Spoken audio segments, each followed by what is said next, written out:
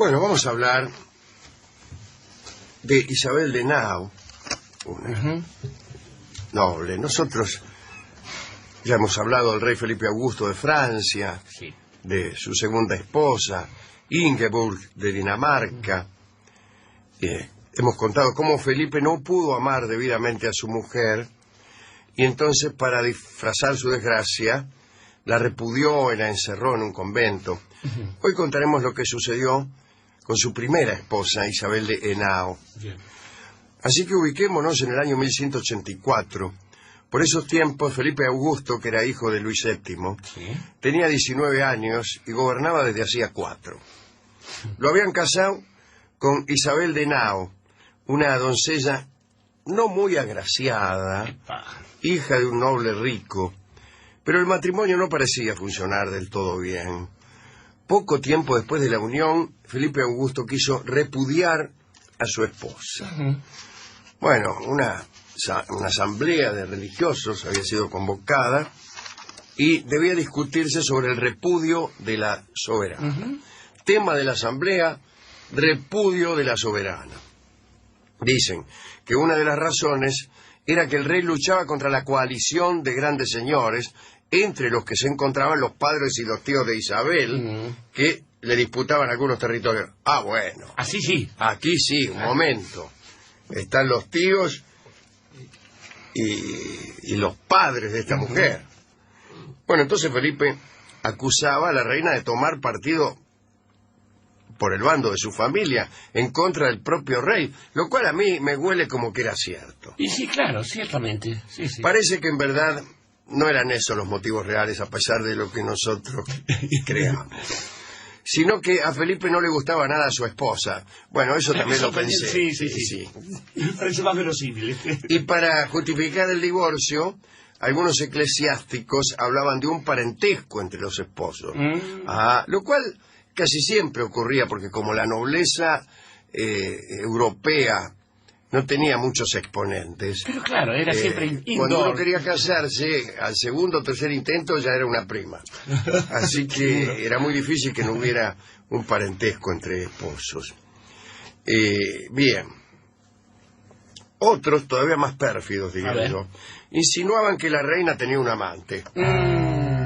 También me gusta. También me gusta eso.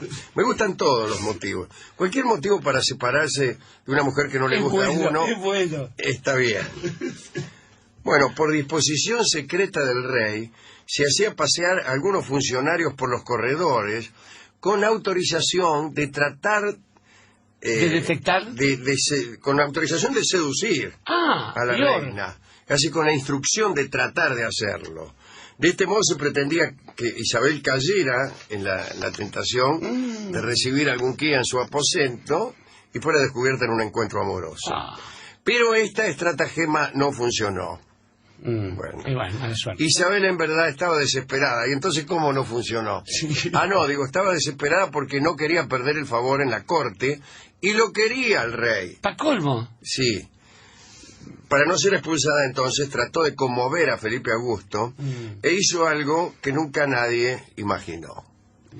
Una mañana de mayo de 1184, los habitantes de Senlis asistieron a un extraño espectáculo. En la estrecha calle principal, una multitud de mendigos, lisiados y pordioseros seguía a una joven vestida con una larga camisa. Era como un enagua, en realidad. Vamos, todavía. Lo que se llamaba camisa en aquel entonces se conoce hoy como enagua. Y llevaba también los pies descalzos y una vela en la mano. Linda imagen, ¿no? Claro. El cortejo avanzaba con ruido de enjambre. De vez en cuando sobresalía un lamento agudo. Y el resto de la frase se disolvía en el zumbido de la oración común. Los habitantes de la ciudad salían a las ventanas, otros se agregaban a la procesión. Al principio, los guardias pensaron en hacer circular a la gente y disolver aquel grupo. Pero el cortejo llegó a los aposentos del rey, hasta la pieza directamente. Se abrió la puerta y apareció Felipe Augusto. Dicen que vestía un impresionante traje escarlata. Su Majestad, qué bien le queda ese traje escarlata. Cuando se encontró frente a toda esta gente, los miró. Es lo primero que uno hace cuando se encuentra ante una muchedumbre a la salida de su propio aposento. Soy el caballero rojo, dijo, claro. La masa de seguidores le dijo unívocamente: Señor, ten piedad de la reina. Gracia para la reina. No, gracias a vos, dijo. Gracias a vos de nada, dijo el tipo. Y finalmente, sí, sí, señor, le dijeron también, no repudiéis a la reina. Sí. Ahí está. Felipe Augusto miró, pensó un rato, quiso volver a entrar en su aposento, pero la gente empezó a gritar más fuerte. ¡No la repudiéis! Bien, había pocas. Sí, sí. Felipe creyó entonces que repudiar a la reina podía ser una equivocación, una equivocación política. Entonces avanzó hacia la reina, que no era otra que la muchacha que venía en enagua. En camisa con la vela en la mano. Enagua. Sí. La tomó de la mano y le dijo, bien fuerte para que todos oyeran, sí. Nunca os iréis, le dijo. Bien. La multitud empezó a aplaudir con alegría. Algunos porque no todos estaban... Los soberanos entraron al castillo, donde ya estaban por otra parte. Más adentro. Claro. Sí, sí, al fondo. Y el pueblo había devuelto a Francia una reina. Ajá. Ahora bien, al cabo de un tiempo el rey otra vez volvió a mostrar frialdad con Isabel. Y bueno, hermano. Las uniones que tuvieron fueron pocas y no muy eficaces, aunque sí suficientes para que en el año 1187 Isabel diera a luz a un niño que más tarde fue Luis VIII. Ajá.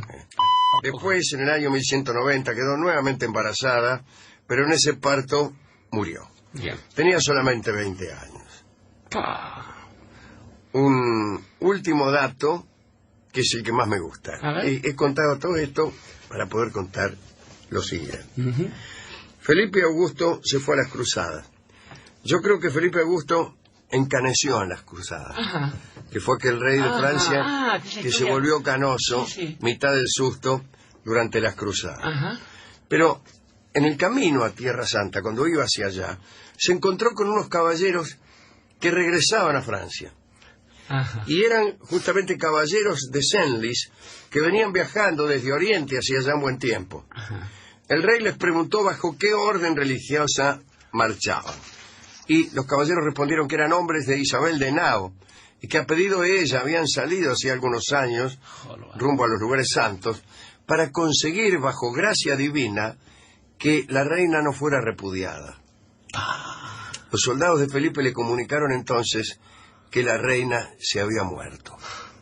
Y todos siguieron su camino, unos a Francia y el otro grupo al Oriente. Claro. En un sentido, se había cumplido el pedido de los caballeros, ya que la reina no fue repudiada.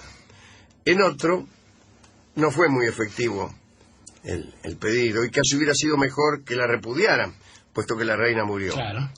Así que cabe preguntarse cuál sería el sentimiento de aquellos caballeros que volvían durante el camino que les quedaba. ¿Qué sentimiento habrá prevalecido? Y yo contesto, depende de la idea que trajeran desde su casa. Muy bien, está bien. Si traían la idea de que las cruzadas de poco servían, habrán dicho, ¿ha visto? Hemos hecho el viaje de gusto. Si en cambio traían la idea de que sí servían las cruzadas, habrán dicho, efectivamente las cruzadas sirven porque el rey no la repudió.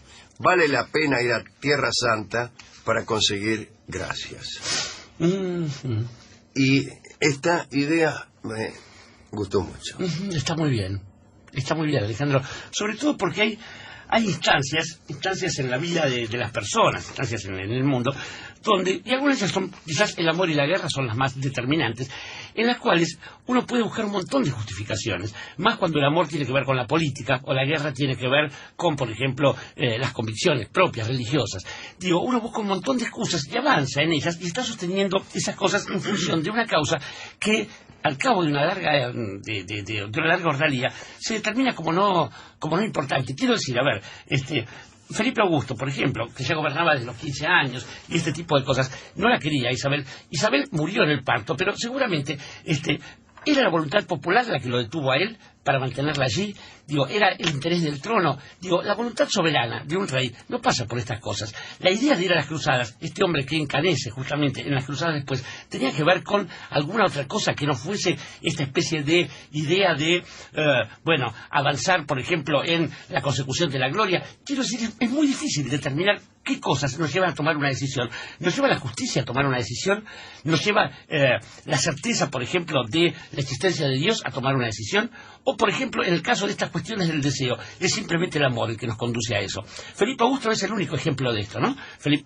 Veamos los soberanos siguientes, los soberanos que le dieron a Francia grandeza y determinación y lugar en la historia. Enrique IV de Navarra, por ejemplo. Enrique IV de Navarra tenía alguna decisión entre protestantes y católicos, o bien... Al parecer no. Al parecer no. Ricardo III Plantagenet. Hay una escena que usted la debe recordar, Alejandro, y que a mí me conmueve cotidianamente. El último acto de Ricardo III de Shakespeare, donde él dice: en realidad soy una basura, soy la peor de las personas que puede haber sobre la tierra. ¿Y a qué le temo? Y entonces él mismo responde: ¿me temo a mí mismo acaso? Pero si yo soy yo, ¿cómo me puedo temer a mí mismo? ¿Soy un espectro? Bueno, Ricardo III plantea el problema de toda la gente que tiene el poder. Ahí, que es la de decir, bueno, le temo a alguien superior a mí, le temo a Dios, y en el caso del amor es lo mismo. Ahora, lo que usted dice en el caso de los caballeros es mucho más brutal. Fíjese, por ejemplo, las cruzadas estas, la primera, la segunda y la tercera, así entre el siglo XI y el XII.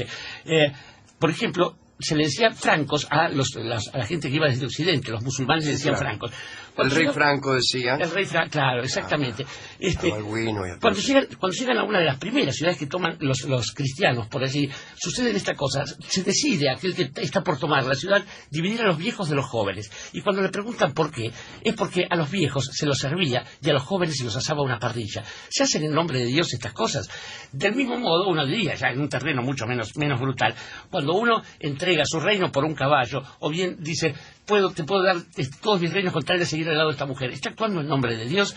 Quiero decir que el hombre quizás sea mucho más complejo que una idea del bien y del mal. El hombre es mucho más complejo que una idea de la justicia o de la injusticia, y que después hay un montón de cosas que se pueden sostener en base a una ceremonia. Pero lo que está pasando por dentro de uno es bien diferente, aunque uno se lo cuente al mundo suplicando a una cruz. Y suplicando a la cruz es la bella canción que va a cantar para nosotros del Mundo Rivero, acompañándose él mismo con su guitarra.